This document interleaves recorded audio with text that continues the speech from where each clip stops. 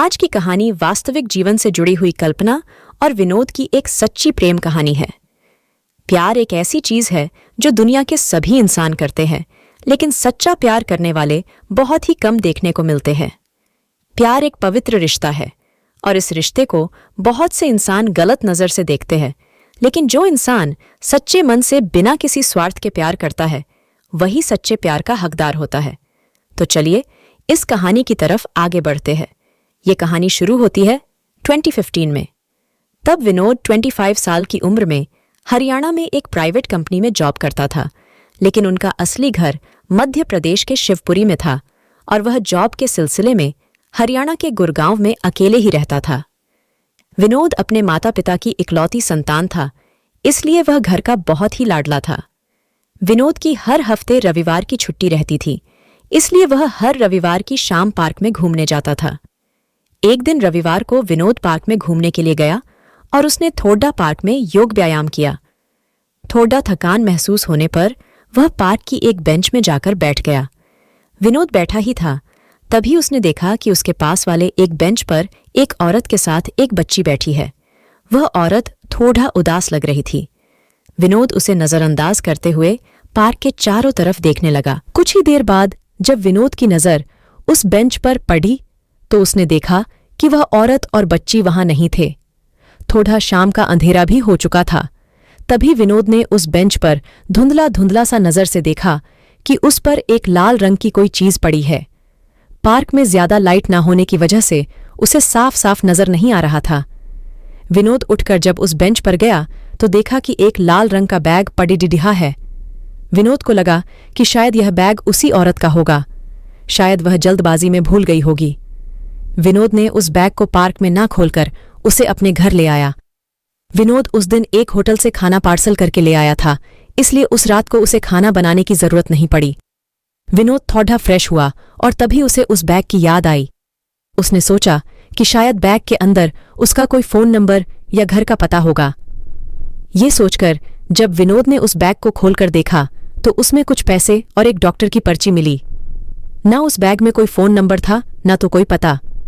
विनोद ने डॉक्टर की पर्ची देखी तो उस पर्ची में डॉक्टर का पता दिया हुआ था। अगले दिन सुबह विनोद अपने ऑफिस से 2 घंटे की छुट्टी लेकर उस डॉक्टर के पास गया। डॉक्टर से पूछने पर पता चला कि उस औरत का नाम कल्पना है और उसकी एक 5 साल की बेटी है जिसका नाम अंजलि है। उनका फ्लैट पास के एक सोसाइटी में है। विनोद देर न करके तुरंत उस पते पर पहुंच गया और फ्लैट की घंटी बजाई। कल्पना ने दरवाजा खोला और पूछा, कौन हो आप?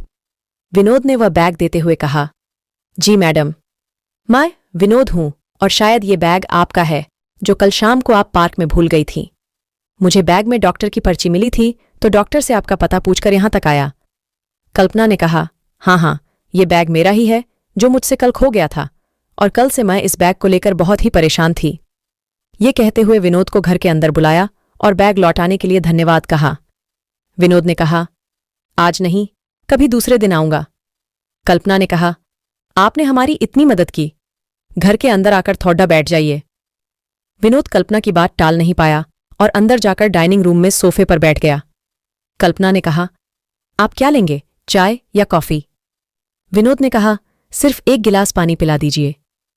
कल्पना ने विनोद को पानी दिया और पानी पीकर विनोद वहां से चला आया और सीधा वह अपने कंपनी में चला गया।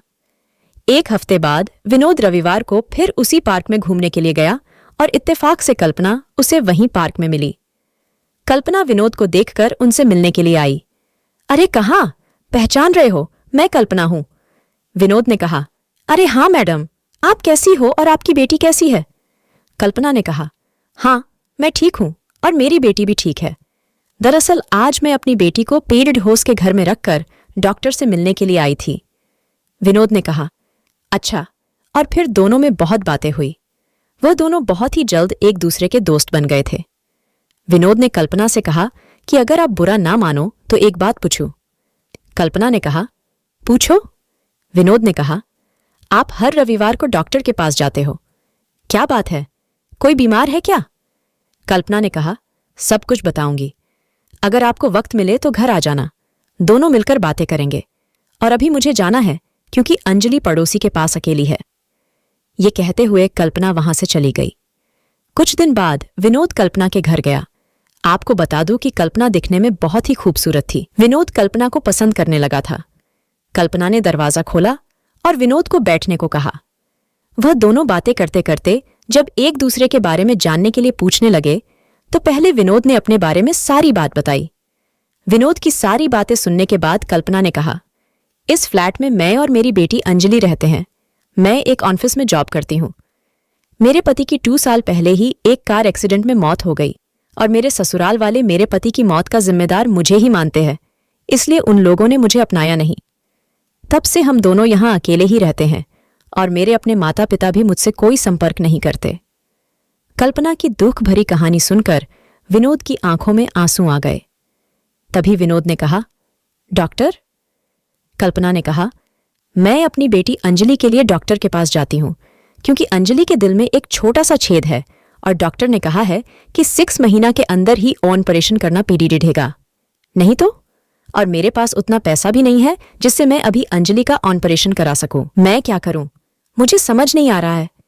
इसलिए मैं कुछ दिनों से परेशान हूं क्योंकि उसे अकेले छोड़कर ऑफिस जाने में भी मुझे डर लगता है।